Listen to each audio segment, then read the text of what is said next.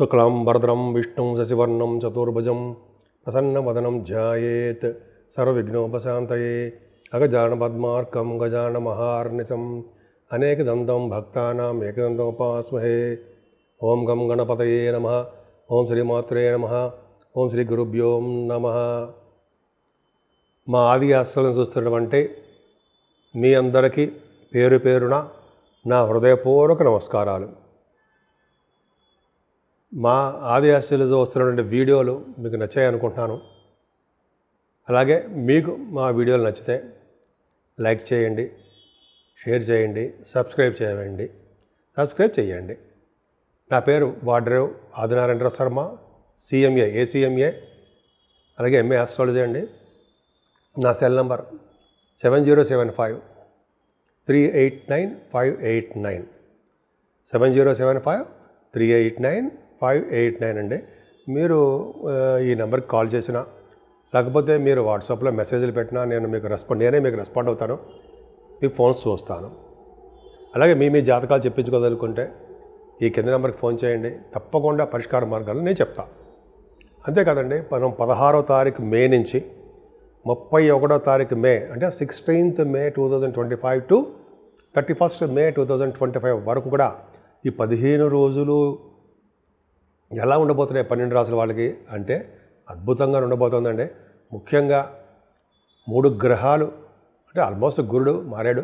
గురుగ్రహము, రాహుకేతులు, ఈ ముగ్గురు కూడా జస్ట్ నిన్నేమో 15వ తారీఖు గురువారం మారితే రాహుకేతులు కూడా 19వ తారీఖు మారుతున్నారు. అద్భుతమైన ఫలితాలు ఉంటాయండి మనకి అందరికీ కూడా. పైగా పుష్కర స్నానం, పుష్కరాలు ఆల్మోస్ట్ మీకు 26వ తారీఖు వరకు ఉంటాయండి. అది 15వ తారీఖు స్టార్ట్ అయ్యిందిగా 12 రోజులు ఉంటాయి. జనరల్గా మీరు అమావాస్య ముందు రోజు వరకు ఉండొచ్చు. సరే, ఈ 12 రోజులు కూడా పుష్కర స్నానాలు చేస్తారు. వివిధ రాశుల వాళ్ళకి ఎవరెవరు వెళ్తున్నారు పుష్కర స్నానాలకి అందరికీ చెప్పుకుందాం. కర్కాటక రాశి వారికి ఈ నెల మొత్తం కూడా చాలా బాగుంది. నెల అంటే 15 రోజులు కూడాను. కాకపోతే ఒక చిన్నది ఏంటంటే రాహుకేతులు కూడా మారారండి. కుజుడు కూడా మీ రాశిలో ఉండడం వల్ల కొద్దిగా చిన్న కోపాలు, చిన్న పనులలో ఆటంకాలు ఎదురవడము, కొద్ది చిన్న మీరు ఎంత స్పీడ్గా ఉంటారో అంత స్పీడ్ తగ్గుతుంటుంది. ఇక నుంచి ఏమవుతుందంటే 12వ భావంలో గురుడు, ద్వితీయంలో కేతువు ద్వితీయంలో అంత మంచిది కాదండి. కుటుంబంలో ధనధాన్యాలు అవి డెవలప్మెంట్ చేస్తుంటాడు. కానీ కుటుంబాలు కాదు, మీ కుటుంబంలో డబ్బులు ఫైనాన్షియల్ స్టేటస్ పెరుగుతుంది. కానీ కుటుంబ సభ్యుల మధ్యలో మీ యొక్క నేమ్ అండ్ ఫేమ్ తగ్గుతుంది. ఏదైనా మీ తమ్ముళ్ళకి చెల్లెళ్ళకి కొద్దిగా ఇబ్బందికరంగా ఉంటుందండి. మీకు షార్ట్ జర్నీ చేసేటప్పుడు జాగ్రత్తగా ఉండండి. ఏదేమైనా కంఫర్టబుల్నెస్ బ్రహ్మాండంగా ఉంది మీకు. అంటే సుఖస్థానం పెరిగింది, కష్టపడతారు, మీరు సుఖంగా ఉంటారు. ముఖ్యంగా మీ తల్లిగారి ఆరోగ్య పరిస్థితి చాలా బాగుంటుంది. అంతేకాదండి, మీరు కష్టపడ్డందుకు ఆ ఫలితాలు బాగా దక్కుతూ ఉంటాయి. సంగీతంలో మీరు బాగా వాయిస్తుంటారు. వాయిద్య కళాకారులు అంటే మీరు మ్యూజిక్ డైరెక్టర్లు చాలా బ్రహ్మాండంగా ఉంటుంది. విశేష స్పందన కలుగుతూ ఉంటుంది, అంత డౌటే లేదు. అంతేకాకుండా రైతులకు కూడా మంచి ఫలితాలు ఉంటాయండి. సంవత్సరం పాటు రైతులు కూడా వాళ్ళకి ధనం బాగా వృద్ధికరంగా ఉంటుందని చెప్పచ్చు. వాహనాలు కానీ గృహాలు కానీ కొనుక్కుంటారు, అద్భుతమైన ఫలితాలు పొందుతారు మీరు. అంతేకాదండి, ఇంకా పంచమస్థానం గురించి చెప్తాం కాబట్టి ముఖ్యంగా ఈ రచయితలు ఉంటారు సరే, ఆ రచయితలకు బాగా మంచి అవకాశాలు రావడము ఇవన్నీ మీకు సంప్రాప్తిస్తాయి. ఇందాక చెప్పినట్టుగానే స్టాక్ మార్కెట్లో ఉన్న వాళ్ళకి బాగా డబ్బులు సంపాదించుకుంటారు, నేమ్ అండ్ ఫేమ్ ఉంటుంది. కళారంగంలో బాగా సంపాదన, రచయితలుగా మంచి దూసుకుపోవడం ఉంటుందండి, అందులో డౌట్ లేదు. ముఖ్యంగా పుత్ర సంతాన యోగము మీకు బాగా ఉంటుంది. మీ సంతానం వల్ల బాగా డెవలప్మెంట్స్ ఉంటాయి. ఏదేమైనా చంద్రుడు మీ రాశి వారికి కర్కాటక రాశి వారికి చంద్రుడు మీ రాశాధిపతి 6వ భావంలో ఉండడం వలన కర్కాటక రాశి వారికి 6వ భావంలో చంద్రుడు ఉన్నాడు. చంద్రుడు గురుదృష్టి ఉంది, గజకేసరి యోగం. అంటే కొంతమంది లా సంబంధించిన విషయాల్లో ప్రాబ్లమ్స్ ఉన్నా సక్సెస్ అవుతారు. కాంపిటీషన్ ఎగ్జామ్స్లో సక్సెస్ అవుతారు. విదేశాలు వెళ్ళడానికి స్టాంపింగ్ అయిపోతుంటుంది. మేనమామలు బాగుంటుంది. ఇలా చెప్పుకుంటూ వెళ్తే అలా అద్భుతమైన ఫలితాలు ఉన్నాయండి. ఏదేమైనా సప్తమ స్థానానికి కుజ దృష్టి ఉండడం వల్ల, సప్తమాధిపతి బాగుండడం వల్ల మీకు వివాహ వేడుకలు, భార్యాభర్తలకు అనురాగ దాంపత్య జీవితం బాగుంటుంది. అష్టమ స్థానంలో రాహు ఒకటి తప్పండి, అదృష్టం బాగుండి రాహుకి గురుదృష్టి ఉంది. అంటే అష్టమ స్థానంలో రాహు ఉన్నప్పటికీ చెడు ఫలితాలు మీకు తక్కువగా ఉంటాయి. అంత మాత్రం రాహుని పూజించకుండా ఉండకూడదు. రాహుని పూజించాలంటే అమ్మవారి యొక్క పూజలు చేసుకోవాల్సిందే, అదొకటండి. తర్వాత భాగ్యస్థానంలో శని ఉన్నాడు. అంటే ఆ జలతత్వ రాశిలో శుక్రుడితో పాటు ఉన్నాడండి. ఉండడం వల్ల ఏమవుతుందంటే మీరు బహుశా పుష్కర స్నానం చేయడానికి వెళ్ళడానికి అవకాశాలు శనీశ్వరుడు క్లియర్ చేసాడు, వెళ్తారు. ఎటువంటి శనీశ్వరుడు క్లియర్ చేయడం అర్థం ఏంటంటే ఎటువంటి ఆటంకాలు ఉండవరా నీకు, వెళ్ళండి శుభ్రంగా వెళ్ళండి, అమ్మవారి దర్శనం చేసుకోండి అంటారనమాట. అంటే సరస్వతి పుష్కరాలకు వెళ్ళడము, అక్కడ మృత్తికా స్నానం చేయడం తర్వాత పాటు సంకల్పపూర్వక స్నానం చేయాలండి. చేయడం వలన మంచి ఫలితాలు ఉంటాయి. సంకల్పపూర్వకంగా స్నానం చేయకుండా గబగబా నదిలోకి వెళ్ళి మునిగేసి మన గదిలోకి వచ్చేస్తే ఏం ఉండదు. కాబట్టి మీరు బాగా మృత్తికా స్నానము ప్లస్ సంకల్పపూర్వక స్నానం చేయండి. దాని గురించి చివరిలో చెప్పుకుందాం. అంతేకాకుండా మీకు శుక్రుడితో కలిసి శని కాబట్టి ఆయన భాగ్యస్థానం ఉన్నాడు కాబట్టి విదేశ పర్యటన జరుగుతుంది. ఫారిన్ కంట్రీస్ వెళ్తారు, జీవన భృతి కోసం ఫారిన్ కంట్రీస్ వెళ్తారు. ముఖ్యంగా ఆటోమొబైల్ ఇండస్ట్రీస్, కోలు, ఫార్మా రంగాలు, ఈ కొన్ని శని కార్యకర్తల రంగాలు బాగా విశేష స్పందన, ధనయోగము కలగడానికి అవకాశాలు ఎక్కువ ఉన్నాయి.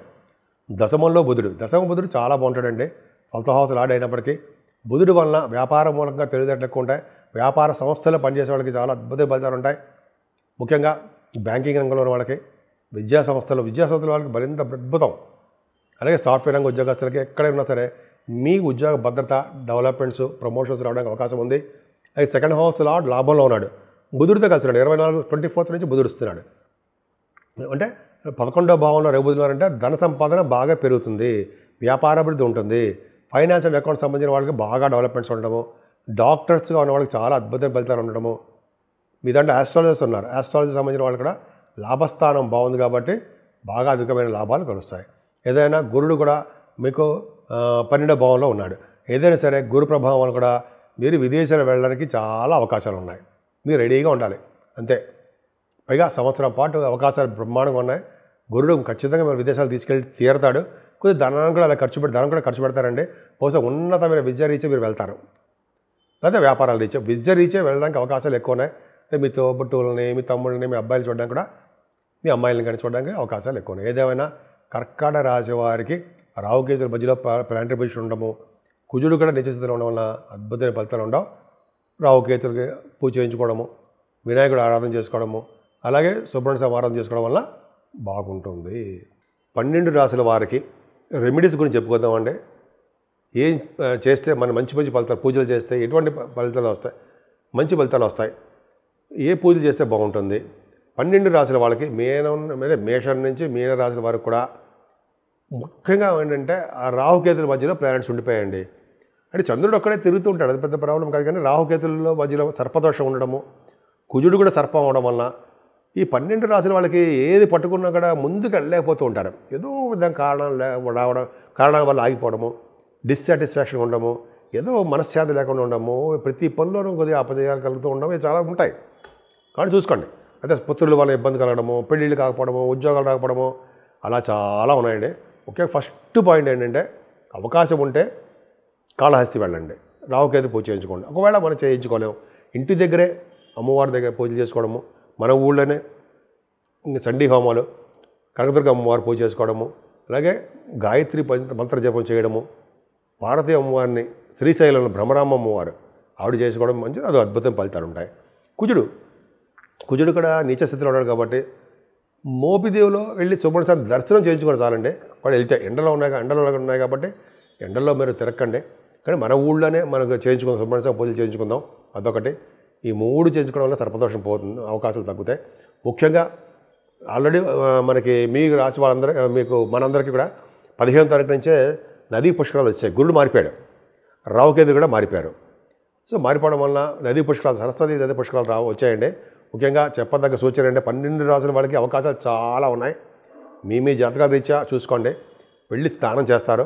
ముఖ్యంగా మృత్తికా స్నానం అంటే మట్టిని నదిలో వేయడము, అదొకటి. తర్వాత సంకల్పపూర్వకంగా బ్రాహ్మణ్ణి పెట్టుకుని సంకల్పపూర్వకంగా చేయాలి. సంకల్పపూర్వం అంటే అర్థం ఏంటంటే మీ గోత్రనామాలు ఏంటి, మనం ఎక్కడున్నాము, ఏ నది తీరం ఉన్నాం, ఏ ప్రాంతంలో ఉన్నాం, ఏ ప్రాంతంలో ఉన్నా విని చెప్తారనమాట ఒక బ్రాహ్మడు. మనకు తెలియకపోతే ఆయన చెప్పించుకోవచ్చు. చెప్పిన తర్వాత మాత్రమే సంకల్పపూర్వకంగా స్నానం చేయండి. నది ఒడ్డు దగ్గర బ్రాహ్మణులు చాలామంది ఉంటారు. చేసిన తర్వాత అప్పుడు మీకు ఫలితాలు బాగా వస్తాయి. గబగబా దూకేసి స్నానం చేస్తే ఫలితాలు ఏమీ రావండి. ఆ నదిలో పవిత్రంగా స్నానం చేయాలి. ఎందుకంటే సరస్వతి నది కాబట్టి జ్ఞానాన్ని ప్రసాదించే అమ్మవారు కాబట్టి మనం అశ్రద్ధగా చేయకూడదు. ఎంతో ప్రేమగా ఎంతో ఇష్టంగా స్నానం చేయాలి. సరే రండి, అది తర్వాత అది అయిపోతున్న తర్వాత ముఖ్యంగా 22వ తారీఖునే హనుమత్ జయంతి వస్తుందండి. చాలా పవర్ఫుల్. శ్రీ ఆంజనేయ స్వామిని కొలవడం వలన, ఆంజనేయ స్వామిని పూజించడం వలన సర్వదేవతల్ని పూజించినట్టే అని మనకి బుక్స్లో చెప్తున్నారు, గురువుగారు అందరూ చెప్తున్నారు.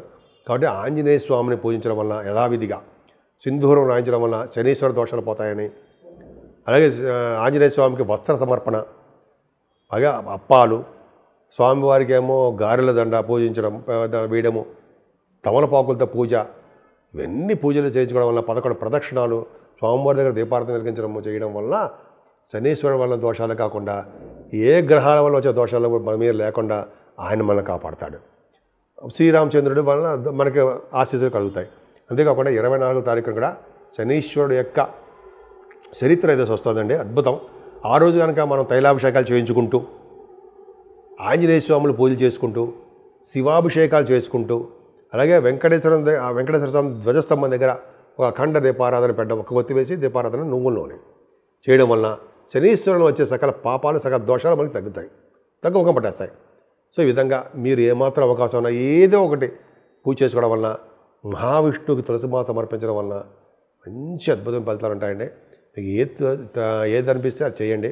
మీరు ఎలాగో పుష్కర స్థానాలకు వెళ్తున్నారు, దారి మధ్యలో చాలా దేవాలయాలు కనిపిస్తాయండి. దేవుడు అందరికీ దండం పెట్టుకోండి. సర్వ శుభాలు, సర్వ సౌఖ్యాలు, సర్వ సంపదలు మీకు సిద్ధిస్తాయి.